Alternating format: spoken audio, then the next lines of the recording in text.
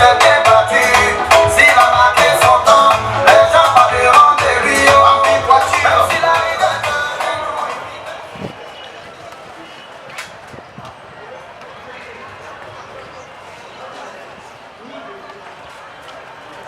Monsieur le représentant de Madame le ministre d'État,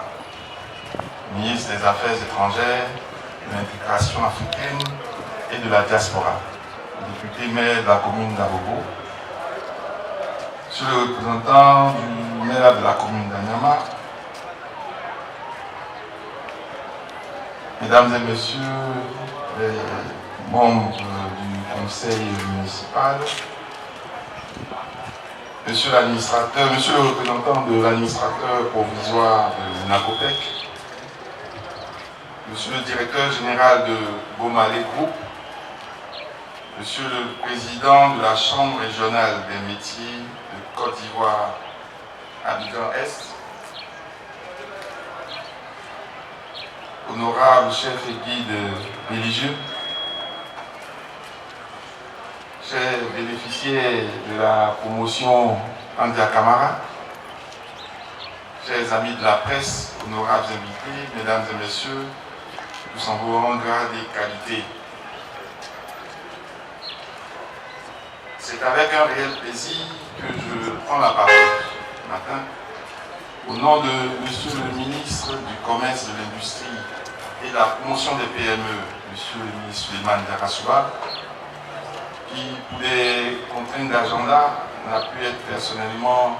présent à cette cérémonie de remise de moto-tricycle bagages dans l'enceinte de la mairie d'Abobo au profit des jeunes artisans d'Abobo et d'Anyama. Je me charge avant tout propos de remercier Madame le ministre d'État, députée maire d'Abobo, pour avoir permis d'être représentée à cette cérémonie compte tenu de son calendrier chargé, et avec elle l'ensemble des membres du conseil municipal pour leur implication effective dans la réussite de la dite cérémonie. Je voudrais aussi saluer nos partenaires techniques et financiers, l'INACOPEC d'une part, d'avoir accepté de préfinancer ce projet à hauteur de 2 milliards de francs, et Bomale Group d'autre part pour la réalisation de la phase pratique de ce projet clé en main, moto-tricycle bagage qui nous réunit ce jour. Je voudrais également saluer et encourager les jeunes des communes d'Abobo et d'Anyama pour leur adhésion à ce projet qui fera de désormais des artisans à part entière. Honorables invités, mesdames et messieurs, comme vous le savez, le secteur de l'artisanat offre d'énormes opportunités en matière d'emploi, de formation et de création de richesses. Il compte 8 branches d'activité, 40 corps de métiers et 245 métiers, couvrant les domaines de l'extraction, de la production, de la transformation et des prestations de services.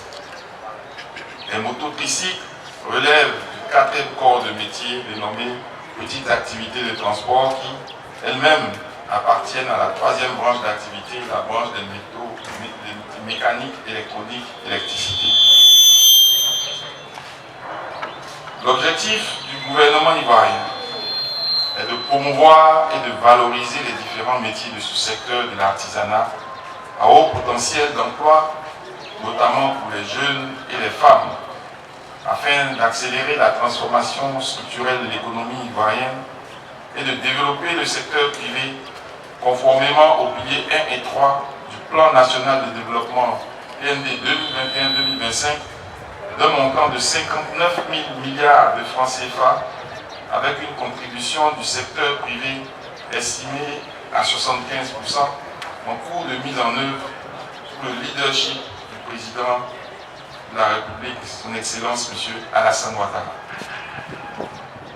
Aussi, il me plaît de faire cet état des lieux du secteur de l'artisanat, ce jour qui a enregistré d'énormes avancées. Au plan institutionnel et réglementaire,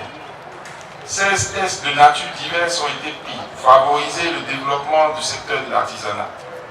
Ce sont 3 règlements de 2 mois, une loi, 6 décrets et 6 arrêtés.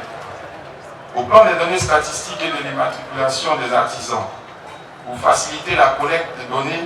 dans le secteur de l'artisanat, il a été mis en place le système d'information régionale de l'artisanat, SIRA, dans l'espace UEMOA, l'immatriculation des artisans au registre de métier, le répertoire des entreprises du secteur de l'artisanat. Au plan du renforcement de capacités, en vue de rendre les artisans compétitifs, plusieurs sessions de formation ou de renforcement de capacités ont été initiées dans divers domaines. Formation de jeunes au métier des cureco, recyclage de chauffeurs professionnels, mise à niveau d'artisans aux nouvelles technologies automobiles, formation d'artisans de 7760 artisans à la comptabilité simplifiée, à l'éducation financière et à l'entrepreneuriat. Au plan de financement des artisans et des activités artisanales, la création du fonds d'appui et de promotion de l'artisanat, la signature d'une convention avec l'Union nationale des coopératives d'épargne et de crédit de Côte d'Ivoire, UNACOPEXI, en décembre 2019, le financement de micro-projets au profit de 1843 artisans. Le fonds d'appui au secteur informel, initié dans le cadre de la lutte contre la pandémie à coronavirus. Au plan de la promotion, la création des journées professionnelles de l'artisanat, la création du marché ivoirien de l'artisanat, le MIVA, la création d'une galerie virtuelle de l'artisanat au sein du centre de ressources de Paris, ici à pied de Grand Bassam, etc. Au plan des infrastructures, plusieurs initiatives ont été prises par l'État en termes de prévision d'espaces de travail, de construction d'infrastructures et de recherche de partenaires financiers en vue de renforcer les capacités d'accueil et de production de ce secteur d'activité. Depuis 2016, les schémas des plans directeurs de l'humanisme de 29 chefs-lieux de régions et districts ont prévu des zones d'implantation de l'artisanat. Ce sont au total plus de 800 hectares de superficie de terrain potentiellement disponibles pour l'artisanat et disséminés sur l'ensemble du territoire national que l'État a placé au nom de cette priorité. En outre, les projets d'infrastructure, casse moderne, marché de menuiserie et de vannerie sont en cours avec le démarrage effectif du projet de construction et d'équipement de 5 centres d'apprentissage destinés à la formation des artisans à certains métiers. Les travaux ont été lancés sur 3 sites, Mans, Tabou et Bassam comme projet pilote. Les localités de Badika, Bondoukou et Touba devraient suivre la même dynamique. D'autres initiatives sont en cours avec les partenaires techniques et financiers en vue de donner un souffle nouveau à ce secteur trop longtemps resté en marge des statistiques sur la contribution à la richesse nationale. C'est pourquoi je salue cette initiative